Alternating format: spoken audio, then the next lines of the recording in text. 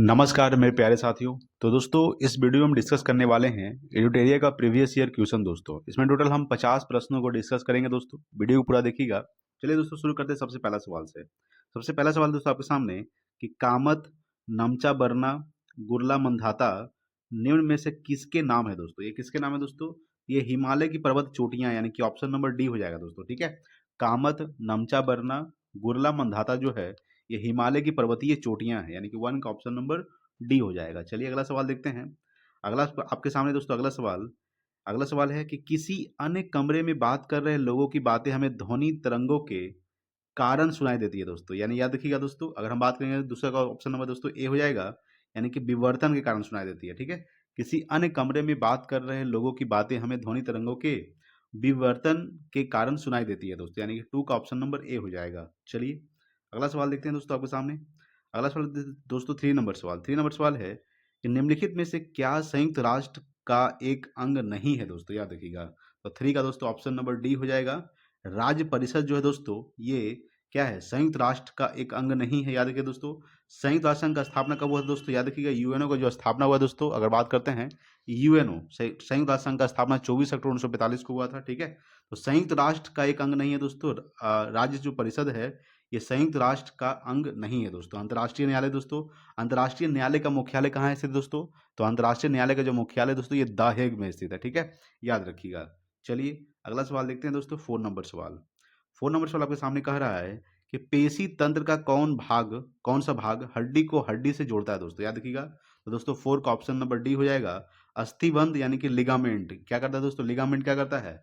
तो हड्डी को हड्डी से जोड़ता है दोस्तों। ठीक है, पेशी तंत्र का कौन सा भाग? तो अस्थिबंध जो है ये हड्डी को हड्डी से जोड़ता है, यानी कि 4 का ऑप्शन नंबर डी हो जाएगा। चलिए अगला सवाल देखिए दोस्तों। 5 नंबर सवाल क्या कर रहा है आपके सामने? 5 नंबर सवाल है कि निम्नलिखित में से क्या सार्वजनिक क्षेत्र की एक इकाई नहीं है दोस्तों? ठीक है, तो 5 का ऑप्शन नंबर ए हो जाएगा ICICI। ठीक है, याद रखिएगा, यानी कि 5 का ऑप्शन नंबर ए 5 का ऑप्शन नंबर ए जो है दोस्तों क्या है? ये सार्वजनिक क्षेत्र की एक इकाई नहीं है, बल्कि BCCL दोस्तों, भेल दोस्तों, NTPC ये सब क्या है दोस्तों? ये एक सार्वजनिक क्षेत्र की इकाई है। ठीक है, यानी कि 5 का ऑप्शन नंबर ए हो जाएगा। ठीक है, चलिए अगला सवाल देखिएगा। 6 नंबर सवाल देखिए। 6 नंबर सवाल है कि अंतर्राष्ट्रीय श्रम संगठन यानी कि ILO का जो मुख्यालय कहाँ स्थित है दोस्तों? याद रखिएगा, 6 का ऑप्शन नंबर दोस्तों ए हो जाएगा। ये जिनेवा स्विट्जरलैंड में स्थित है। ठीक है, तो अंतर्राष्ट्रीय श्रम संगठन का जो मुख्यालय स्थित है दोस्तों ये जिनेवा स्विट्जरलैंड में स्थित है। ठीक है, याद रखिएगा। ILO का स्थापना कब हुआ दोस्तों? ILO का फुल फॉर्म क्या होता है? International labour organisation. ILO का जो स्थापना हुआ था ये 1919 में हुआ था। कब हुआ था? 1919 में। इसका मुख्यालय जिनेवा स्विट्जरलैंड में स्थित है। ठीक है, याद रखिएगा दोस्तों। चलिए अगला सवाल देखते हैं। 7 नंबर सवाल है कि 24वें जैन तीर्थंकर का नाम क्या था? याद रखिएगा, तो 7 का ऑप्शन नंबर दोस्तों डी हो जाएगा। महावीर जो है दोस्तों महावीर है, इनका 24वें तीर्थंकर है दोस्तों महावीर। अगर पूछेगा कि जैन धर्म के प्रथम तीर्थंकर कौन हुए, तो ऋषभ देव। याद रखिएगा दोस्तों, ऋषभ देव जो थे ये जैन धर्म के प्रथम तीर्थंकर हुए। ठीक है, जैन धर्म के 23वें तीर्थंकर कौन थे दोस्तों? तो याद रखिएगा दोस्तों, पार्श्वनाथ जो थे यानी कि पारसनाथ। ठीक है दोस्तों, ये क्या थे? जैन धर्म के 23वें तीर्थंकर थे। 24वें तीर्थंकर दोस्तों महावीर स्वामी है। महावीर स्वामी का याद रखिएगा दोस्तों, इनका जो पूछेगा सवाल कि महावीर स्वामी का जन्म कब हुआ था दोस्तों, तो 540 ईसा पूर्व में इनका जन्म हुआ था और 468 ईसा पूर्व में इनका मृत्यु हो गया था दोस्तों। ठीक है, जन्म कब हुआ दोस्तों? 540 ईसा पूर्व में। इनका मृत्यु हुआ था 468 ईसा पूर्व में। ठीक है, इनका जो जन्म हुआ था दोस्तों कहाँ हुआ था? कुंडग्राम वैशाली में हुआ था, और इनका जो मृत्यु है दोस्तों पावापुरी में हुआ था, महावीर स्वामी का दोस्तों। ठीक है, याद रखिएगा। चलिए दोस्तों अगला सवाल देखते हैं। अगला सवाल आपके सामने दोस्तों 8 नंबर सवाल है खाली स्थान दोस्तों यहाँ पे है कि अंतर्गत भूकंपों का अध्ययन किया जाता है दोस्तों। ठीक है, तो दोस्तों 8 का जो ऑप्शन दोस्तों बी हो जाएगा, सिस्मोलॉजी। ठीक है, सिस्मोलॉजी के अंतर्गत भूकंपों का अध्ययन किया जाता है। ठीक है, याद रखिएगा, तो सिस्मोलॉजी के अंतर्गत भूकंपों का अध्ययन किया जाता है। ठीक है, 8 का ऑप्शन नंबर बी हो जाएगा। चलिए अगला सवाल देखते हैं। 9 नंबर सवाल देखिए। 9 नंबर सवाल है कि कोलेरू झील कहाँ स्थित है दोस्तों? तो याद रखिएगा दोस्तों, कोलेरू झील जो है दोस्तों ये आंध्र प्रदेश में स्थित है। कोलेरू झील, ठीक है, याद रखिएगा। कोलेरू झील कहाँ स्थित है? आंध्र प्रदेश में। ठीक है, चिल्का झील दोस्तों याद रखिएगा उड़ीसा में स्थित है। ठीक है, अगर पूछेगा दोस्तों कि लोनार झील दोस्तों महाराष्ट्र में स्थित है दोस्तों। ठीक है, ये सब कुछ इंपॉर्टेंट। सांभार झील दोस्तों ये राजस्थान में स्थित है। ठीक है, कुछ इंपॉर्टेंट झील है जो आपको याद रखना बहुत जरूरी है दोस्तों। ठीक है, चलिए अगला सवाल देखिएगा। अगला सवाल है दोस्तों 10 नंबर सवाल देखिए। 10 नंबर सवाल कह रहा है आपके सामने कि आईपीएबी की स्थापना 2003 में वाणिज्य एवं उद्योग मंत्रालय के अधीन हुई थी। ठीक है, इसका पूर्ण रूप क्या है?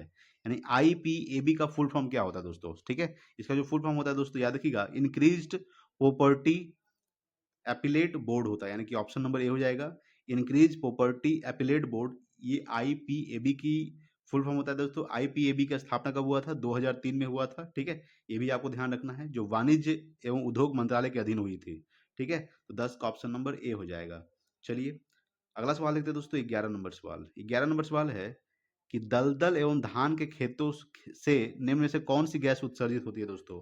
तो मीथेन होती है। ठीक है, याद रखिएगा। तो दलदल एवं धान के खेतों से कौन सी गैस उत्सर्जित होती है? मीथेन, जिसका सूत्र क्या होता है दोस्तों? CH4 होता है। याद रखिएगा, CH4 मीथेन का रासायनिक सूत्र होता है दोस्तों। मीथेन के दोस्तों क्या कहा जाता है? मीथेन को गोबर गैस कहा जाता है, मीथेन को बायोगैस भी कहा जाता है दोस्तों। ठीक है, याद रखिएगा दोस्तों। ठीक है, चलिए अगला सवाल देखिएगा, 12 नंबर सवाल।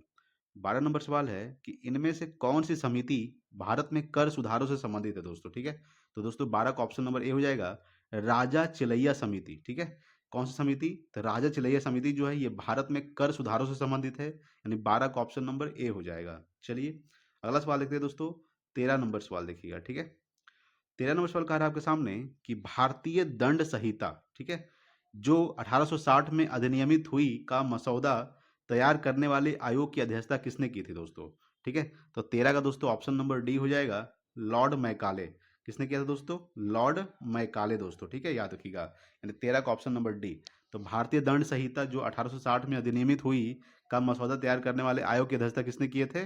तो लॉर्ड मैकाले ने किए थे दोस्तों। ठीक है, याद रखिएगा।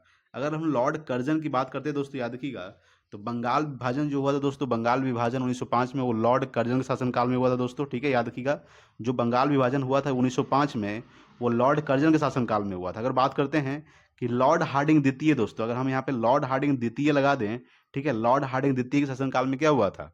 बंगाल विभाजन को रद्द किया गया था दोस्तों 1911 में। ठीक है, बंगाल विभाजन जो रद्द किया गया था 1911 में, वो लॉर्ड हार्डिंग द्वितीय के शासनकाल में किया गया था। ठीक है, ये आपको ध्यान रखना है। चलिए अगला सवाल देखते हैं, 14 नंबर सवाल देखिएगा। 14 नंबर सवाल है कि बड़ी माता स्मॉल पॉक्स के टीके का आविष्कार किसने किया था दोस्तों? तो 14 का ऑप्शन नंबर दोस्तों सी हो जाएगा, एडवर्ड जेनर। ठीक है, याद रखिएगा, एडवर्ड जेनर दोस्तों बड़ी माता यानी कि स्मॉल पॉक्स के टीके का आविष्कार किया था दोस्तों। अगर हम बात करते हैं दोस्तों कि रेबीज के टीके का आविष्कार किसने किया था दोस्तों, याद रखिएगा, तो रेबीज के टीके खोज किसने किया था? लुई पास्चर ने रेबीज के टीके खोज किया था दोस्तों। ठीक है, ये आपको ध्यान रखना है, रेबीज के टीके खोज लुई पास्चर ने किया था। ठीक है, चलिए अगला सवाल देखिएगा, 15 नंबर सवाल देखिए। ठीक है, देखिए दोस्तों 15 नंबर सवाल देखिए क्या कह रहा है।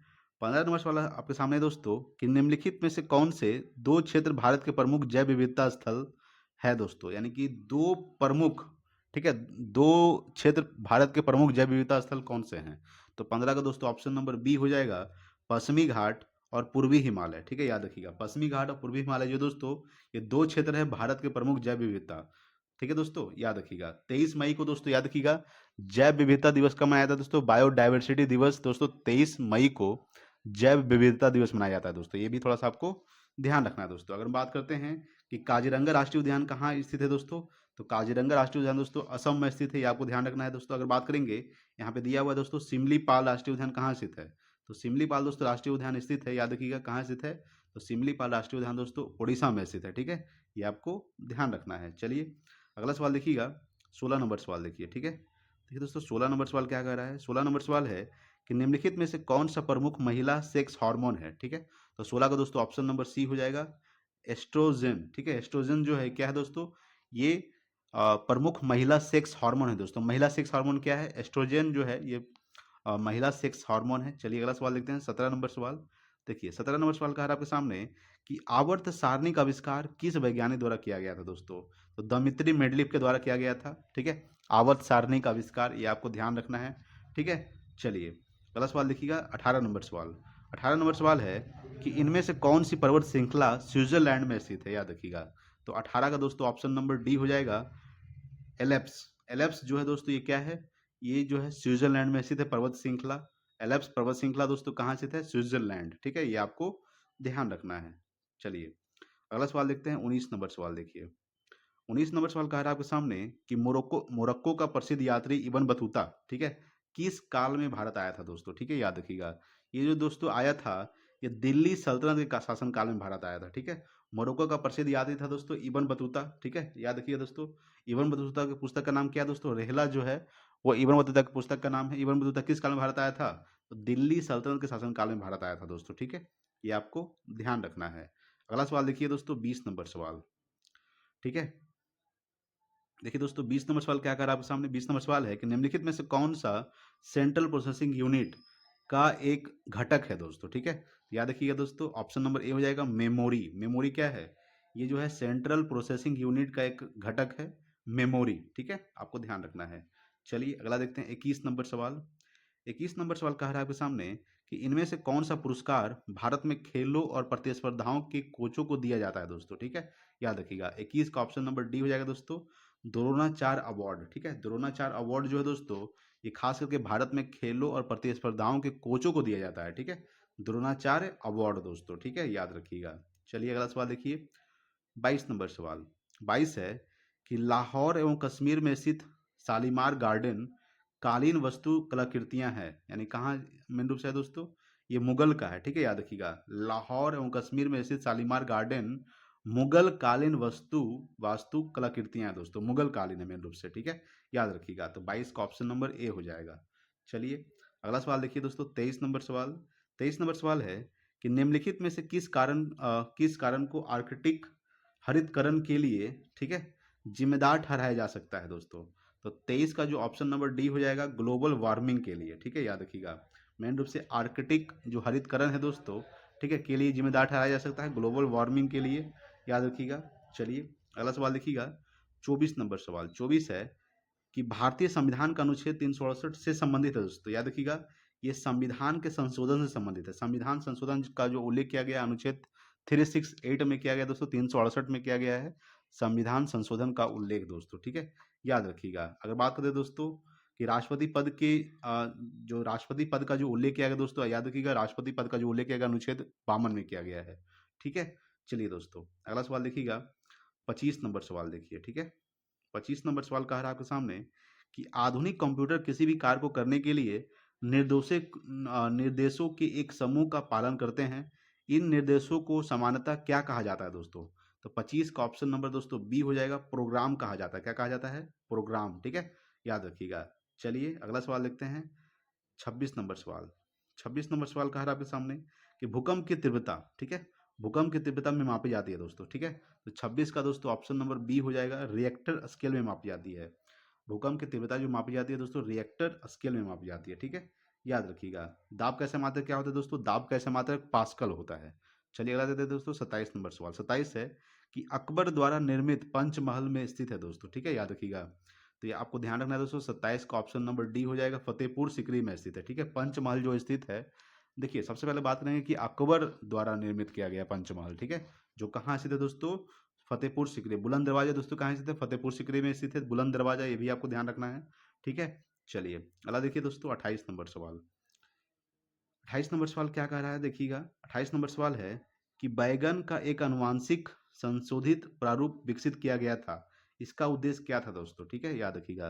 तो 28 की अगर हम बात करते हैं दोस्तों, तो 28 का ऑप्शन नंबर सी हो जाएगा, कीट प्रतिरोधी बनाना था इसका मेन रूप से। बैगन एक आनुवांशिक संशोधित रूप विकसित किया गया था, इसका उद्देश्य क्या था दोस्तों, कीट प्रतिरोधी बनाना इसका मेन रूप से उद्देश्य था।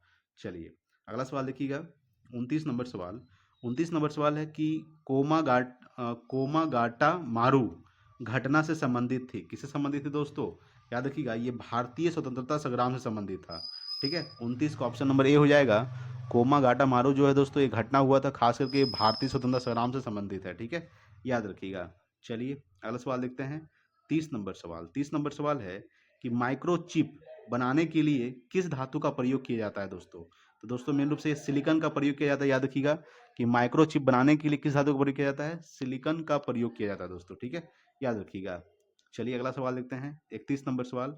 31 है कि दोस्तों खाली स्थान को कोशिका के पावर हाउस के रूप में जाना जाता है दोस्तों। तो दोस्तों याद रखिएगा 31 की अगर हम बात करते हैं तो 31 का ऑप्शन नंबर सी हो जाएगा, माइटोकॉन्ड्रिया को, ठीक है, कोशिका के पावर हाउस के रूप में जाना जाता है, यानी कि माइटोकॉन्ड्रिया को power house of the cell कहा जाता है, याद रखिएगा। कोशिका खोज दोस्तों किसने किया था दोस्तों, रॉबर्ट हुक ने किया था, मृत कोशिका खोज किया था, ठीक है, रॉबर्ट हुक ने। अगला सवाल देखिएगा दोस्तों, देखिए 32 नंबर सवाल देखिए, 32 नंबर सवाल है कि रक्त में खाली स्थान नामक एक तरल मैट्रिक्स होता है, जिसमें लाल रक्त कणिकाएँ, श्वेत रक्त कणिकाएँ और प्लेटलेट्स तैरते हैं दोस्तों। तो 32 का दोस्तों ऑप्शन नंबर डी हो जाएगा प्लाज़्मा, ठीक है? यानी रक्त में प्लाज़्मा नामक एक तरल मैट्रिक्स होता है, जिसमें लाल रक्त कणिकाएँ यानी कि आरबीसी और डब्ल्यूबीसी प्लेटलेट्स तैरते रहते हैं, ठीक है? ये आपको ध्यान रखना है। आरबीसी का जीवन काल दोस्तों याद रखिएगा, तो 120 दिन होता है दोस्तों, ठीक है? और डब्ल्यूबीसी का जीवन काल 1 से 4 दिन होता है। ये आपको ध्यान रखना है। चलिए अगला सवाल देखते हैं। 33 नंबर सवाल आपके सामने है। 33 नंबर है कि स्वतंत्र भारत का पहला नदी बांध इनमें से किस नदी पर बनाया गया था दोस्तों? तो 33 का दोस्तों ऑप्शन नंबर सी हो जाएगा, दामोदर नदी पर बनाया गया था, ठीक है? याद रखिए दोस्तों, बंगाल का शोक किस नदी को कहा जाता है? तो बंगाल का शोक दामोदर नदी को कहा जाता है, ठीक है? गंगा नदी की लंबाई कितना है दोस्तों? 2525 किलोमीटर है, ये आपको ध्यान रखना है। गंगा नदी को बांग्लादेश में दोस्तों याद रखिएगा पद्मा के नाम से जाना जाता है, गंगा नदी को बांग्लादेश में, ठीक है? ये आपको ध्यान रखना है। गंगा की सबसे बड़ी सहायक नदी कौन सा है दोस्तों? तो गंगा की सबसे बड़ी सहायक नदी है दोस्तों यमुना, ठीक है? ये आपको ध्यान रखना है। तो स्वतंत्र भारत का जो पहला नदी बांध इनमें से किस नदी पर बनाया गया था?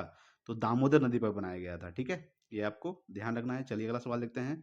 34 नंबर सवाल देखिए, घूमर जो है दोस्तों, घूमर खाली स्थान की लोकप्रिय गीत और नृत्य शैली है दोस्तों, ये राजस्थान का है, ठीक है? घूमर जो है दोस्तों, ये राजस्थान की लोकप्रिय लोकगीत और नृत्य शैली है। तो 34 का दोस्तों ऑप्शन नंबर सी हो जाएगा। चलिए अगला सवाल देखिएगा दोस्तों, 35 नंबर सवाल। 35 नंबर सवाल है कि चश्मा 3 नाभिकीय शक्ति संयंत्र कहाँ स्थित है दोस्तों? तो 35 का दोस्तों ऑप्शन नंबर ए हो जाएगा, ये पाकिस्तान में स्थित है। पाकिस्तान की राजधानी दोस्तों इस्लामाबाद होता है। अफगानिस्तान की राजधानी दोस्तों काबुल होता है। अफगानिस्तान की जो मुद्रा होता है वो अफगानी होता है, ठीक है? पाकिस्तान की मुद्रा दोस्तों रुपया होता है। बांग्लादेश की मुद्रा दोस्तों टका होता है। बांग्लादेश की राजधानी दोस्तों ढाका होता है, ठीक है? याद रखिएगा सार्क का जो मुख्यालय से दोस्तों ये बांग्लादेश याद रखिएगा, सॉरी दोस्तों, बिम्स्टेक का मुख्यालय दोस्तों, बिम्स्टेक का जो मुख्यालय स्थित है ये बांग्लादेश की राजधानी ढाका में स्थित है दोस्तों। देखिए सार्क का मुख्यालय स्थित है दोस्तों नेपाल की राजधानी काठमांडू में, ठीक है? ये आपको ध्यान रखना है।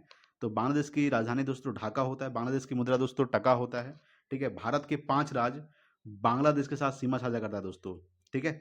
भारत भारत दोस्तों बांग्लादेश के साथ कितना किलोमीटर साझा करता है? तो 4096 किलोमीटर, ठीक है? 40, ठीक है? 4096 किलोमीटर दोस्तों भारत जो है बांग्लादेश के साथ बॉर्डर सीमा सीमा साझा करता है, ठीक है? ये आपको ध्यान रखना है। चलिए अगला सवाल देखिएगा दोस्तों, 36 नंबर सवाल। 36 नंबर सवाल है कि ठोस से गैसीय माध्यम में जाते समय ध्वनि की चाल है दोस्तों, क्या है? याद रखिएगा। तो 36 का दोस्तों ऑप्शन नंबर डी हो जाएगा, ये घटती है मेन रूप से, ठीक है? ठोस से गैसीय माध्यम में जाते समय ध्वनि की जो चाल होती है वो घटती है, ठीक है? याद रखिएगा। 37 नंबर है कि हैदराबाद के चार मीनार का निर्माण किसके द्वारा कराया गया था दोस्तों? याद रखिएगा। तो ये मोहम्मद कुली कुतुब शाह के द्वारा कराया गया था, ठीक है? तो हैदराबाद मेन रूप से चार मीनार कहाँ स्थित है दोस्तों? ये हैदराबाद में स्थित है। तो हैदराबाद के चार मीनार का निर्माण किसके द्वारा करवाया गया था? तो मोहम्मद कुली कुतुब शाह के द्वारा करवाया गया था, ठीक है? चलिए अगला सवाल देखिएगा, 38 नंबर सवाल क्या कह रहा है आपके सामने। देखिए दोस्तों 38 नंबर सवाल है कि भारत की संप्रभुता, एकता और अखंडता को बनाए रखना, उसकी रक्षा करना है दोस्तों, याद रखिएगा। तो मौलिक कर्तव्य, ठीक है? याद रखिएगा, यानी मौलिक कर्तव्य है दोस्तों, उसकी रक्षा करना मौलिक कर्तव्य है। यानी भारत की संप्रभुता, एकता और अखंडता को बनाए रखना, ठीक है? ये दोस्तों मौलिक कर्तव्य है खास करके। अगला सवाल देखिएगा, 39 नंबर सवाल देखिए, ठीक है? देखिए दोस्तों 39 नंबर सवाल कह रहा है आपके सामने कि सल्तनत शासक गैसुद्दीन बलबन ने किस अवधि के दौरान दिल्ली पर कब्जा कर यहाँ शासन किया था दोस्तों, ठीक है? याद रखिएगा। तो 39 का दोस्तों ऑप्शन नंबर मेन रूप से सी हो जाएगा, 1266 से लेकर दोस्तों 1287 तक शासन किया था दोस्तों। तो सल्तनत शासक गैसुद्दीन बलबन जो है ये मेन रूप से 1266 से लेकर 1287 तक दिल्ली पर कब्जा कर यहाँ शासन किया था, ठीक है? याद रखिएगा। चलिए अगला सवाल देखते हैं, 40 नंबर सवाल देखिए। 40 नंबर सवाल है कि निम्नलिखित में से कौन सी उत्पादन गतिविधियां CO2 की सबसे बड़ी उत्सर्जक है दोस्तों? याद रखिएगा। तो 40 का दोस्तों ऑप्शन नंबर डी हो जाएगा, ताप विद्युत उत्पादन, ठीक है? यानी कौन सी उत्पादन? तो ताप विद्युत उत्पादन जो है गतिविधियां CO2 की सबसे बड़ी उत्सर्जक है। चलिए अगला सवाल देखिए, 41 नंबर सवाल। 41 है कि साइमन कमीशन में कितने भारतीय सदस्य थे दोस्तों? तो एक भी भारतीय सदस्य नहीं थे, शून्य थे, ठीक है? याद रखिएगा। साइमन कमीशन दोस्तों ये मेन रूप से 1927 में रेडी हो गया था, भारत आया था दोस्तों 1928 में दोस्तों, ठीक है? साइमन कमीशन भारत कब आया था? 1928 में। नेहरू रिपोर्ट कब आया था दोस्तों? ये भी 1928 में ही आया था, याद रखिएगा। कैबिनेट मिशन दोस्तों भारत कब आया था? ये 1946 में आया था, ठीक है? याद रखिएगा। क्रिप्स मिशन दोस्तों 1942 में, ठीक है? क्रिप्स मिशन कब आया था? 1942, ये आपको ध्यान रखना है। चलिए अगला सवाल देखिए दोस्तों, मेन रूप से 42 नंबर सवाल। तो उस व्यक्ति का नाम बताएं जिसने 1917 में महात्मा गांधी को चंपारण में अहम भूमिका निभाई थी दोस्तों। तो राजकुमार शुक्ल, ठीक है, याद रखिएगा, उस व्यक्ति का नाम बताएं, यानी राजकुमार शुक्ल जो है 1917 में महात्मा गांधी को चंपारण लाने में अहम भूमिका निभाई थी। ठीक है दोस्तों। तो मेन रूप से चंपारण सत्याग्रह का हुआ था दोस्तों, ये 1917 में हुआ था। ये महात्मा गांधी का पहला सत्याग्रह था दोस्तों, चंपारण सत्याग्रह, जो 1917 में हुआ था दोस्तों, जो मेन रूप से बिहार में हुआ था। ठीक है। चंपारण कहाँ स्थित है दोस्तों? तो बिहार में स्थित है, याद रखिएगा। 42 का ऑप्शन नंबर सी हो जाएगा दोस्तों। चलिए अगला सवाल देखते हैं। 43 नंबर सवाल देखिए। 43 नंबर सवाल है कि ऑटोमोबाइल वाहनों में लगे उस उपकरण को क्या कहा जाता है जो यात्रा के दौरान तय की गई दूरी को दर्शाता है दोस्तों। ठीक है। तो दोस्तों ऑडोमीटर होगा। क्या होगा? ऑडोमीटर। ठीक है। तो ऑटोमोबाइल वाहनों में लगे उस उपकरण को क्या कहा जाता है? तो ऑडोमीटर कहा जाता है। ऑडोमीटर कहा जाता है जो यात्रा के दौरान तय की गई दूरी को दर्शाता है दोस्तों। ठीक है। अगला सवाल देखिएगा। 44 नंबर सवाल देखिए। 44 है कि संयुक्ता एक इलेक्ट्रॉनिक्स युद्ध कार्यक्रम है जिसने भारत में खालिस्तान और भारतीय सेना द्वारा संयुक्त रूप से विकसित किया गया था। ठीक है। 44 का दोस्तों अगर हम बात करते हैं दोस्तों, यानी ऑप्शन नंबर क्या हो जाएगा? DRDO, यानी बी हो जाएगा दोस्तों। 44 का ऑप्शन नंबर बी हो जाएगा, DRDO। ठीक है। संयुक्ता एक इलेक्ट्रॉनिक्स युद्ध कार्यक्रम है जिसने भारत में DRDO और भारतीय सेना द्वारा संयुक्त रूप से विकसित किया गया था। ठीक है। डीआरडीओ का स्थापना कब हुआ था दोस्तों? ये 1958 को हुआ था, याद रखिएगा। डीआरडीओ का full form defence research development organisation. DRDO का फुल फॉर्म क्या होता है? Defence research development organisation. DRDO का मुख्यालय दोस्तों नई दिल्ली में स्थित है। ठीक है, याद रखिएगा। चलिए अगला सवाल देखिएगा। 45 नंबर सवाल। 45 है कि निम्नलिखित में से कौन सा कंप्यूटर के हार्डवेयर का एक भाग नहीं है दोस्तों। ठीक है, याद रखिएगा। तो 45 का दोस्तों ऑप्शन नंबर डी हो जाएगा। माइक्रोसॉफ्ट ऑफिस दोस्तों क्या है? ये कंप्यूटर के हार्डवेयर का एक भाग नहीं है, बल्कि मॉनिटर हो गया, कीबोर्ड हो गया, सीपीयू दोस्तों, ये क्या है? ये कंप्यूटर का हार्डवेयर है दोस्तों। ठीक है। माइक्रोसॉफ्ट ऑफिस नहीं है, याद रखिएगा। सीपीयू का फुल फॉर्म दोस्तों क्या होता है? Central processing unit. ठीक है। चलिए अगला सवाल है 46 नंबर सवाल। 46 आपके सामने है कि भारतीय संघ की कार्यपालिका का संवैधानिक प्रमुख कौन होता है दोस्तों। ठीक है। तो 46 का ऑप्शन नंबर दोस्तों बी हो जाएगा, राष्ट्रपति होता है। ठीक है। यानी भारतीय संघ की कार्यपालिका का संवैधानिक प्रमुख कौन होता है? राष्ट्रपति दोस्तों। ठीक है, आपको ध्यान रखना। वर्तमान में लोकसभा अध्यक्ष कौन है दोस्तों? ओम बिरला जो है ये वर्तमान में लोकसभा अध्यक्ष है। ठीक है। चलिए अगला सवाल है दोस्तों 47 नंबर सवाल। 47 है कि भारत हैवी इलेक्ट्रिकल्स लिमिटेड एक कंपनी है। ठीक है। दोस्तों 47 का ऑप्शन नंबर बी हो जाएगा, ये महारत्न कंपनी है। भारत हैवी इलेक्ट्रिकल्स लिमिटेड एक महारत्न कंपनी है दोस्तों। ठीक है, याद रखिएगा। वर्तमान में कितने महारत्न कंपनियां हैं दोस्तों? तो 11 महारत्न कंपनियां हैं। ठीक है, ये आपको ध्यान रखना है। अगला है दोस्तों 48 नंबर। 48 है कि निम्नलिखित में से कौन सा रोग विषाणु जनित नहीं है दोस्तों। ठीक है। तो 48 का दोस्तों ऑप्शन नंबर बी हो जाएगा, तपेदिक। तपेदिक एक रोग है दोस्तों जो विषाणु जनित नहीं है, बल्कि चेचक दोस्तों ये विषाणु जनक है। इन्फ्लुएंजा और खसरा ये सब क्या है दोस्तों? ये विषाणु जनित रोग है। तपेदिक एक विषाणु जनित रोग नहीं है दोस्तों। ठीक है, याद रखिएगा। अगला सवाल है दोस्तों 49 नंबर। देखिए 49 नंबर सवाल है कि अंतर्राष्ट्रीय अंतरिक्ष स्टेशन पृथ्वी की सतह से कितनी ऊंचाई पर स्थित है दोस्तों। ठीक है। तो 49 का ऑप्शन नंबर सी हो जाएगा दोस्तों, 400 किलोमीटर पर स्थित है। तो अंतर्राष्ट्रीय अंतरिक्ष स्टेशन पृथ्वी की सतह से कितनी ऊंचाई पर स्थित है? 400 किलोमीटर पर स्थित है दोस्तों। अगला है दोस्तों 50 नंबर सवाल और आज का लास्ट सवाल दोस्तों। ठीक है, देखिएगा। आज का लास्ट सवाल है दोस्तों, 50 नंबर सवाल है। सवाल कह रहा है कि 2011 की जनगणना के निष्कर्षों के अनुसार भारत का सर्वाधिक सघन जनसंख्या वाला राज्य, ठीक है, केंद्र शासित प्रदेशों को छोड़कर कौन सा है दोस्तों? ये ठीक है, याद रखिएगा।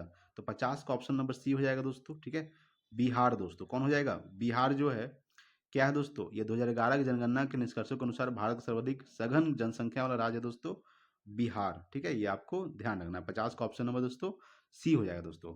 तो दोस्तों हमने टोटल 50 प्रश्नों को डिस्कस कर लिया दोस्तों। अगर वीडियो अच्छा लगा प्लीज़ लाइक कीजिएगा, शेयर कीजिए अपने दोस्तों के पास। Thanks for watching. जय हिंद, वंदे मातरम।